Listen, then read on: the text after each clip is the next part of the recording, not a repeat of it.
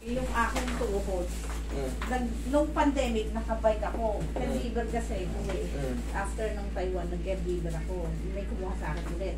Tapos kapag din, araw-araw bike. After ng pandemic, hindi na nag-bike. Ayun, sumakit na. Kung kailan napahinga na. Oo, kung kailan napahinga na. Usog ka. Kung kailan pinahinga mo. Tsaka naman nadali. Oo. Bakit kaya gano'n ano? Nung kasagsagang binubugbog sa araw-araw. Hindi naman masakit.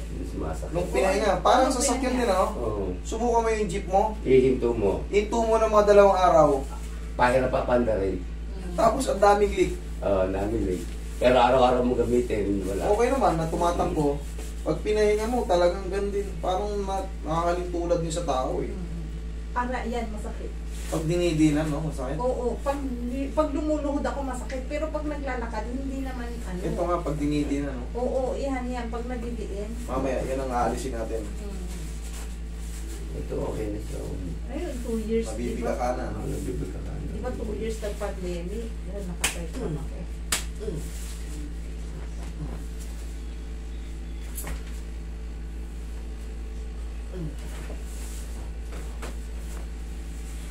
Sasakyan, pag tinigil mo, ayun, may sasakyan din ako. Pag di mo ini-start, suskutan, daming sakit. Oo. Ayun sa akin, dito din na. Yan.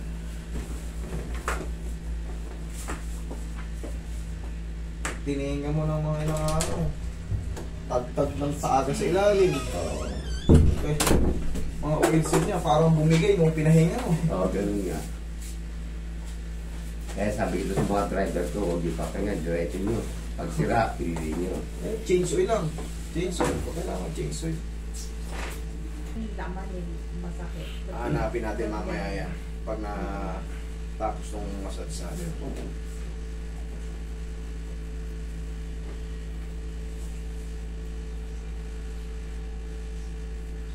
Tumatanda na. Kayo mga bata pa kayo. Wala pa kayong gano'n. Mag-abroad pa kayo. Tapos na. Tapos na. 2019 dumating ako tapos ng May, graduate ng anak ko. Boundary na. Okay na yan. Engineer, naka-engineer na. Ayos. Kasi 10 May, September may tumawag na sa akin. Tapos yun na, nag-start na ng pandemic noon mga after New Year, January na yun, January, February, March. March nag-lockdown eh. Oo, nung March yun, may trabaho na ako.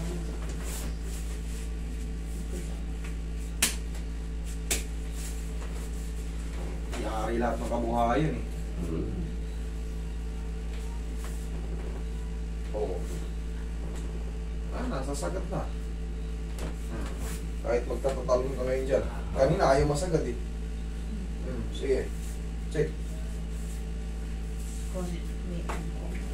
Yan. Nadisgrasya pa yan, nag-e-bike. Oo, meron pa. Bumaliktad pa sa e-bike. Meron konti pa.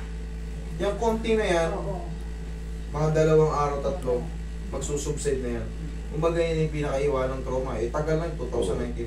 Hindi na siya sobrang sakit pag pinisat eh. Kasi patulad kanina, normal lang yan, maghihilom pa yan mga 3 araw. Wash out na yan. Tapos tapos ang bisikleta, nag-e-bike naman ako. Sayo lang ka. Dito. Bumangga ako. Bumangga. Ito naman sumakit. Upo ka dyan, upo. Ay, buti hindi frozen. Hindi naman. Okay, yun lang ang mahalaga. Sa'yo hindi yung frozen. Mababa lang. Lalpas lang. Nangyayari kasi ginaganon sa inyo eh. Hindi lang bumababa. Oo, binabata. Dati nga nung mga binabinatilyo pa ako, ganun din, di ba pagka, Tol, sakit eh. Masakit. Ganun. Taki mo nga. Mali pala. Hindi. Mali pala.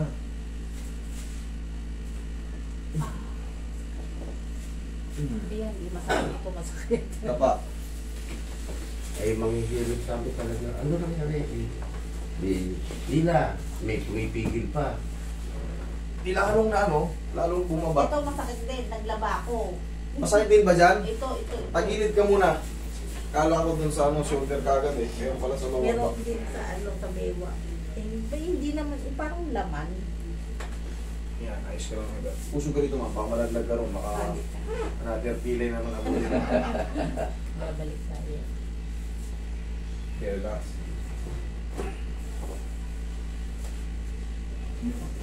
Kabilang side.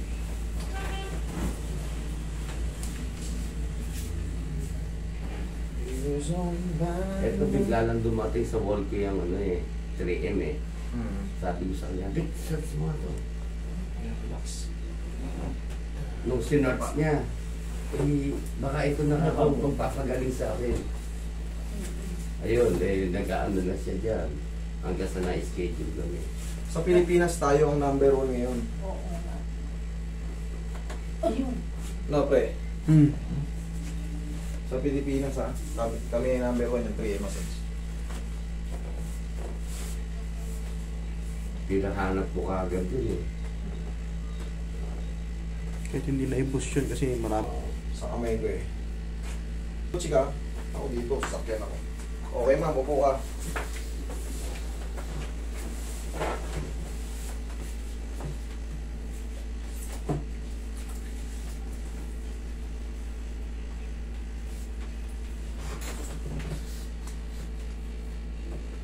Tagal ko tiniso na wala. Kanina nga lang nangangalay niya, makirot ko. Tsaka tumutunog pag ginulaw niya. Kasi nga nasa baba, nakababa. Kailangan talaga niyan. Siyempre, iba na ngayon yung hilot. Kailangan may knowledge na ngayon sa mga joint-joint. Kasi noon, sabi nyo nga, hinahatak. Oo. Eh di lalo bumababa pag hinahatak. Eh, kung makikita nyo yan, yung mga pyesa ng ano, shoulder, yung mga pyesa ng shoulder. Pag hinatak mo yan, lalo bumaba, may mahahatak din siyang ano. Lalo, pag nakaganon ka, nangangalay. Nangangalay. Kasi nga, wala sa tamang posisyon yung mga ano eh, muscle, ligaments, nangahatak siya. Nakaupo ko kanina, nakaganyan lang ako. Pag ginano ko, puputok na. Basta nun, Ngayon. nakaganyan lang ako. Sarap.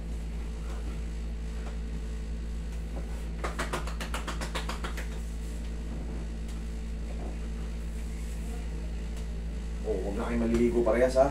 Okay na yan. Okay. Okay? Thank you. Doon na lang.